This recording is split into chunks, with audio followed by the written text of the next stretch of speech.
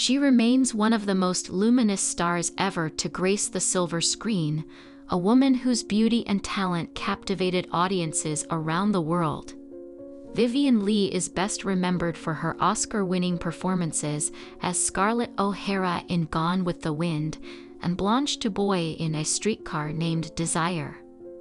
But behind the radiant smile and graceful poise lay a life marked by heartbreak, illness, and personal tragedy.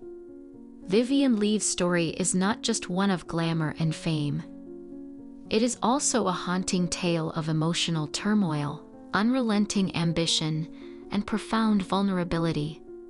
So let's explore the tragic life of Vivien Leigh.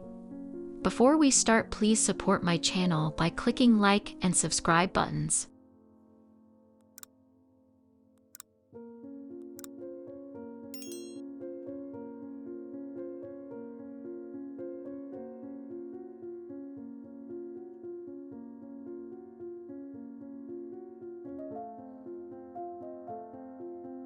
Vivien Leigh was born Vivien Mary Hartley on November 5, 1913, in Darjeeling, British India, to British parents.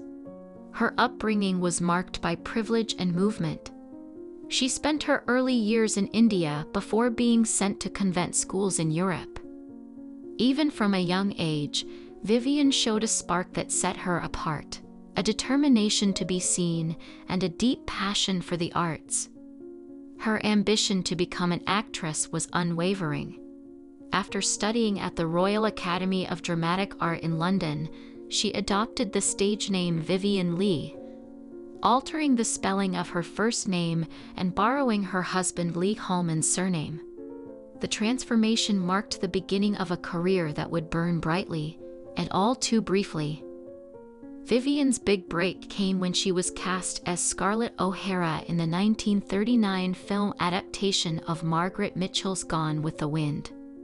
The role was one of the most coveted in Hollywood history, and Leigh's casting shocked many. As a British actress with a refined accent, she hardly seemed the obvious choice to play a feisty Southern belle. But from the moment she appeared on screen, Leigh was a revelation. Her portrayal of Scarlett was fiery, passionate, and unforgettable. She won her first Academy Award for the role, and Gone with the Wind went on to become one of the most successful and enduring films of all time. Yet the role that catapulted her to stardom also became a burden. People expected her to embody Scarlett in real life, strong, unshakable, larger than life. But Vivien Leigh was none of those things. Behind her captivating performances was a woman already beginning to unravel. Vivien Leigh's most enduring love affair was also her most turbulent.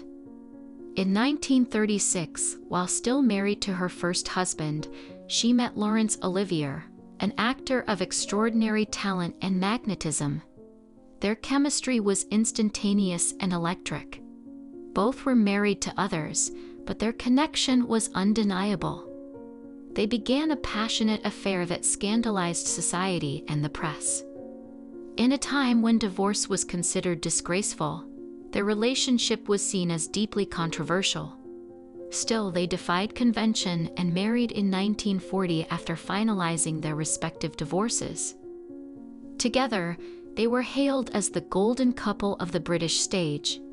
Their shared projects, including Hamlet, Macbeth, and Romeo and Juliet, were celebrated by critics and audiences alike. Yet even at the height of their fame, fissures were forming beneath the surface. Leigh was emotionally fragile and increasingly dependent on Olivier. What began as a fairy tale soon became a prison of emotional dependency and creative competition. Vivien often felt overshadowed by Olivier's acclaim in the theater, while he struggled with her volatile moods and unpredictable behavior. Their love, once fierce and all-consuming, became poisoned by the very intensity that first united them. As early as the 1940s, Vivien Leigh began showing signs of severe mental illness. Diagnosed in later years as bipolar disorder, her condition went largely misunderstood at the time. She would oscillate between periods of intense energy and creativity, during which she seemed unstoppable, and crippling depressive episodes that left her withdrawn and despondent. During manic periods, she would stay awake for days, convinced she was invincible. At other times, she would spiral into despair, plagued by hallucinations, paranoia, and emotional instability. Friends and colleagues watched in dismay as the bright, beautiful star lost herself to the depths of her mind. In the throes of her manic episodes, Vivien Leigh's sexuality took on an urgent, almost compulsive intensity, an unleashing of what was typically restrained. She demanded intimacy multiple times a day, as if seeking release through excess. Lawrence Olivier once confessed, "Before Vivien, I was only half alive. After her, I felt more than half dead," drained not only by her relentless desire, but also by the whirlwind of their social life, which she navigated with equal fervor. After curtain calls as Viola, Lady Macbeth, or Cleopatra, Leigh would emerge backstage like a wild creature sprung from confinement, unyielding, volatile, and electric. Her mood swung drastically. Suspicion and paranoia lurked beneath the surface, and she could be overtaken by blind rages with startling speed. Earlier accounts often emphasized her irresistible charm and dynamism. This perspective illuminates a darker portrait of impulsiveness, recklessness, and unchecked emotional fire. None of it brought her peace. She moved ceaselessly between euphoria and despair, flitting from darkness to light and perishing in the process. In obsessive episodes, she scrubbed floors repeatedly, never satisfied, or crashed into walls like a bird trapped indoors. Eventually, she was replaced by Elizabeth Taylor in Elephant Walk, though glimpses of Leigh remain in long shots filmed in Sri Lanka before her collapse. On a fraught post-war theatrical tour of Australia, Leigh and Olivier's off-stage battles intensified. They exchanged blows backstage and at airports. Worn down by the tension of performing together while their marriage unraveled, Leigh later admitted, "I didn't think I could keep up with him," acknowledging the strain of acting alongside a man trained for grand, theatrical projection, while she, a creature of the camera, was more at home in film's quiet intensity. Leigh's condition worsened after a devastating miscarriage in 1945, which plunged her into a deep depression. Her emotional outbursts became more erratic, and she began to alienate those closest to her. Olivier, once her rock, found himself unable to cope. In 1960, after 20 years of marriage, they divorced. The dissolution of their union shattered Leigh. Though she continued to act, most notably in A Streetcar Named Desire in 1951, for which she won her second Oscar, her mental health continued to decline. Ironically, the role of Blanche DuBois, a character who famously loses touch with reality, mirrored Leigh's own internal struggles. She later admitted, "I had 9 months in the company of Blanche. Now she's in command of me." In the 1960s, Leigh continued to work in theater and film, often receiving critical acclaim despite her growing frailty. She returned to Broadway and even won a Tony Award in 1963 for Tovarich. Still, her personal life remained marked by loneliness and isolation. She entered into a relationship with actor Jack Merivale, who cared for her devotedly. While their bond never reached the fiery intensity of her relationship with Olivier, Merivale offered stability and compassion in her increasingly fragile world. Leigh also struggled with physical illness.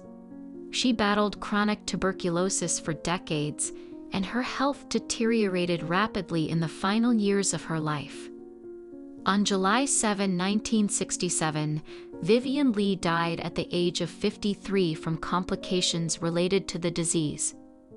the world mourned the loss of one of its most iconic stars, a woman whose beauty and talent had once lit up the screen, but whose life was marred by sorrow and suffering. Vivien Leigh's legacy is a paradox. She was, by all accounts, one of the greatest actresses of her generation. Her performances continue to captivate audiences decades later, and her face remains etched into the collective memory of Hollywood's golden age. Yet her life is also a cautionary tale about the cost of fame, the stigma of mental illness, and the dangers of emotional suppression. She was, in many ways, a woman ahead of her time, bold, ambitious, and fearless in her art. But in her personal life, she was vulnerable, fragile, and often misunderstood. Her battle with mental illness was waged quietly, in the shadows, at a time when such struggles were taboo and often concealed. Her brilliance as an actress cannot be overstated.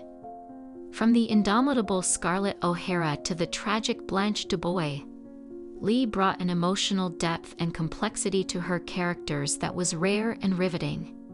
She had the uncanny ability to make audiences feel every nuance of pain, longing, and desire, and perhaps that was because she lived those emotions so deeply herself. That's it for today. Thanks for watching. Please do not forget to support my channel by clicking like and subscribe buttons.